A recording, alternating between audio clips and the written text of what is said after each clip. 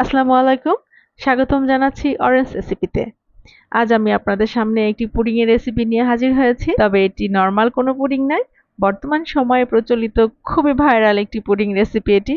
সেটি হচ্ছে দই পুডিং। এটি এত বেশি ভাইরাল হয়েছিল যে আসলে এটি না তৈরি করে আর পারলাম না। তবে আমার সবথেকে বেশি টেনশন কাজ করেছে যে আমি আদৌ পুডিংটা জমাতে পারবো কিনা। হ্যাঁ, এটি খুব বড় একটা টেনশন ছিল আমার কাছে। যাক, আলহামদুলিল্লাহ আমি খুব সুন্দর জমাতে পেরেছি। তো দই পুডিং তৈরি করতে আমি এখানে 2 কাপের মতো জাল করা গরুর দুধ নিয়েছি। এটা অবশ্যই ঠান্ডা দুধ। আর এখানে আমি নিয়েছি 3টা মুরগির ডিম। আর নিয়েছি আমি এখানে কনডেন্স মিল্ক নিয়েছি 4 টেবিল চামচের মতো condense milk. Normally condense milk মিষ্টি জিনিসে ব্যবহার করলে খুবই টেস্ট বেড়ে যায়।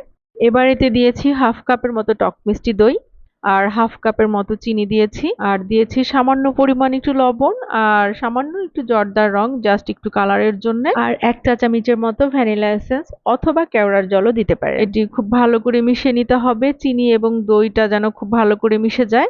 দই এবং কনডেন্স মিল্ক দেয়া এটি কিন্তু অনেক ঘন হয়ে যায়, আপনারা দেখে হয়তো বুঝতে পারছেন। আর চিনির পরিমাণ নির্ভর করবে দইয়ের মিষ্টতার উপরে। আপনারা শুধু টক দই দিয়েও করতে পারেন, আবার শুধু মিষ্টি দই দিয়েও করতে পারেন। তো এভাবে করে ভালো করে মাখিয়ে আমি ওটা রেখে দিব এক সাইডে। এখন আমি ক্যারামেল তৈরি করব। সামান্য একটু পানি দিয়ে একটু চিনি দিয়ে আমি এভাবে ব্রাউন কালার করে ক্যারামেল তৈরি করে নিয়েছি এবং এটি কিছু সময় রেখে দিলে এটি খুব তাড়াতাড়ি সেট হয়ে যায়। আমারটা সেটও হয়ে গিয়েছে। এবার যে মিশ্রণটি ছিল সেই মিশ্রণটি আমি এই পাত্রের মধ্যে ঢেলে দিব, যে পাত্রে আমি পুডিংটা জমাতে চাচ্ছি। ঢেলে আমাকে ভালো মতো এই ঢাকনিটা দিয়ে দিতে হবে, কারণ পুডিং এ নরমালি পানির মধ্যে দেওয়া হয় তো এটি বলকে ভেতরে যেন পানি না চলে যায়। এরপর আমি যে পাত্রে পুডিংটা বসাবো ওই পাত্রের মধ্যে একটি কাপড় দিয়ে পানি দিয়ে এরপর আমি এই পাত্রটা বসিয়ে দিব।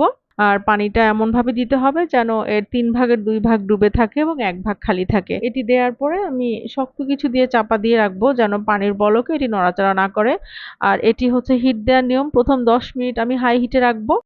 বলক আসার পরে এরপর আমি খুবই লো হিটে অর্থাৎ মিডিয়াম লো হিটে আমি এটাকে মোটামুটি 40 থেকে 50 মিনিটের মতো রাখবো। রেখে তারপরে আমি এটা ঠান্ডা করে নিব।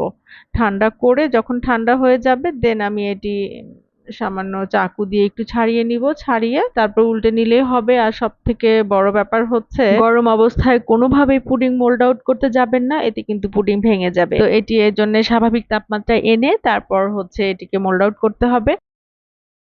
আমি এত টেনশনে ছিলাম এই অবস্থায় যে আমার পুডিংটা আদৌ জমবে কিনা, কিন্তু এটি খুবই সুন্দরভাবে জমে গিয়েছে। আর আমি খুবই ভয়ে ছিলাম আসলে যে এটি জমাতে পারবো কিনা, কিন্তু দেখলাম যে নরমাল ডিম দুধের পুডিং থেকে এটি আরো বেশি সুন্দরভাবে জমে গিয়েছে। যাক, আলহামদুলিল্লাহ খুব ভালো হয়েছে। ভাইরাল এই দই পুডিংটি আপনারা ট্রাই করতে চাইলে আশা করছি আমার রেসিপিটি ফলো করবেন এবং সেভাবে করে তৈরি করবেন। দই দিয়ে তৈরি একটু অন্যরকম টেস্টের এই পুডিং, আশা করছি আমার রেসিপিটি কিছুটা হলেও আপনাদের উপকারে আসবে। তো আলহামদুলিল্লাহ ভালোই হয়েছে। মাঝখানে এই যে আপনাদের স্লাইস করে কেটে দেখাচ্ছি। ভেতরটাও খুব সুন্দর হয়েছে, স্মুথ হয়েছে। তো আপনারা একবার হলো ট্রাই করবেন। আশা করছি আপনাদের ভালো লাগবে। ভালো থাকবেন সবাই। আল্লাহ হাফেজ।